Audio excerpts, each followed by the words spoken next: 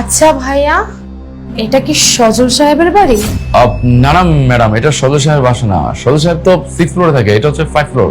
ও আচ্ছা, আসলে কি ভাইয়া, আমার বোনের না বিয়ে, তাই সজল সাহেবের বাসায় এসেছিলাম একটা ইনভাইটেশন কার্ড নিয়ে। আচ্ছা, আপনারা কোথা থেকে এসেছেন? আমরা তো অনেক দূর থেকে এসেছি, আই মিন বনানী থেকে এসেছি ভাইয়া। ওহ মাই গড, সেই বনানী থেকে এখানে আসছেন?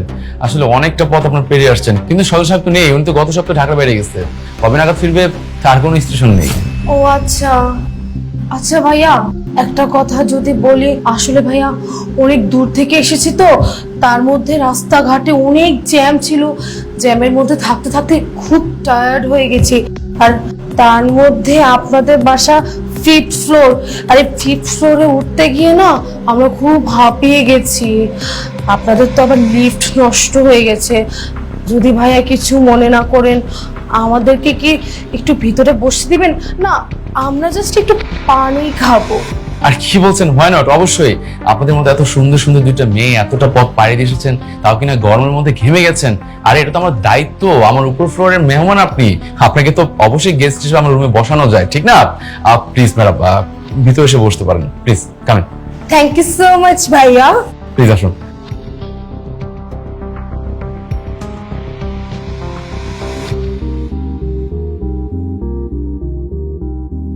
তারপর আপনাদের সুন্দর নামটা কি একটু যদি বলতেন? আমার নাম অদিতি আর ওর নাম শিমলা। Wow, nice name. আসলে জানেন, আপনাদের নামের সাথে না আপনাদের একদম মিল আছে। আপনারা দেখতে যেমন সুন্দর, আপনার নামগুলো ততটা সুন্দর। আচ্ছা, আপনাদের দুজনের মধ্যে কার বিয়ে? না না, আসলে আমাদের দুজনের মধ্যে কারোরই বিয়ে না, আমার আরেক বোনের বিয়ে। আর আমরা দুজন এখন কিভাবে বিয়ে করি? আমরা তো এখনো আপনার মতন হট হ্যান্ডসাম একটা বয় এখন অব্দি পেলাম না। যেদিন আপনার মতো হ্যান্ডসাম আর হট বয় পাবো, সেদিন আমরা দুজন বিয়ে করব। আরে কি যে বলছেন না, আমি কোথায় হট হ্যান্ডসাম? আমি তো নর্মাল একটা মানুষ। বরঞ্চ আপনারা অনেক হট আর অনেক সুন্দর, স্মার্ট। আর বাই দ্য ওয়ে, আরে কথা কথা তো ভুলেই গেছি, আপনারা এত দূর থেকে এত কষ্ট করে আসছেন, এত জার্নি করে আসছেন, আর আমি যেহেতু আমার ফ্ল্যাটে নিয়ে এসেছি, তো কি খাবেন, ঠান্ডা নাকি গরম? যেহেতু আমরা দুজন এখন আপনার বাসার মধ্যে ঢুকে ঠান্ডা হয়ে গেছে, এখন গরম হলে একটু বেশি ভালো হয়। গরম খাবেন? তাহলে চা চা খাবেন? Yeah sure. ঠিক আছে, আপনি জাস্ট বসুন, আমি জাস্ট ইউ গায়া আর ইউ গায়া, ওকে? Just wait.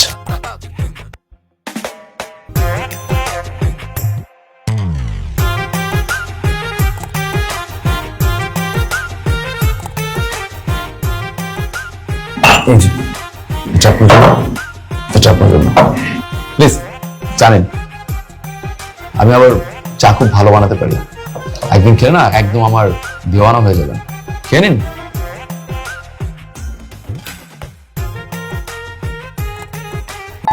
আরে আবার কি আসলো, মানে সুসময় না মানুষ চলে আসে, বুঝছেন? মানে আমি যখনই সুন্দর সুন্দর মেয়েদের সাথে আড্ডা দিতে বসি না, তখনই মানে একটা প্যারা চলে আসে।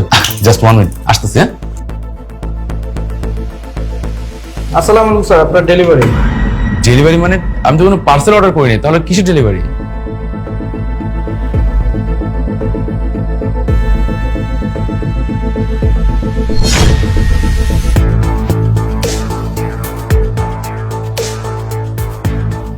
স্যার, আপনি রহিম সাহেব না? আরে না, আমি রহিম সাহেব না, আমি ফয়েজ সাহেব।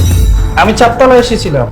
এটা 5 তলা, 4 তলা নিচেরটা। আপনি প্লিজ নিচে যান। মানে কি হচ্ছে, সকাল থেকে যত মানুষ আসতেছে আমার এখানে ডিস্টার্ব করতেছে কেন ভাই? আপনি দেখে শুনে আসতে পারেন না? সরি স্যার, আপনাকে ডিস্টার্ব করার জন্য। ঠিক আছে, আসুন। সরি। ওকে।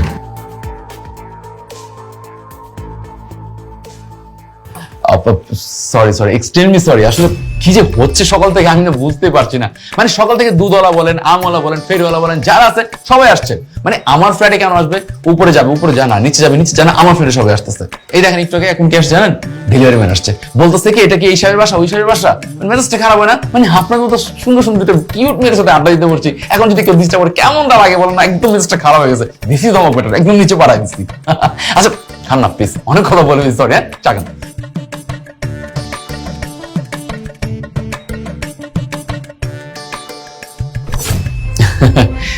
চা ভালো হয়নি? আমি না খুব ভালো চা বানাই, বুঝছেন? একদম বিন্দাস চা। আচ্ছা, আপনি যেন কোথায় থাকেন বলেছিলেন? বললাম না আমরা বনানীতে থাকি। কি যেন নাম? ভাইয়া ভাইয়া তো চেক করে দেখ, চেক কর।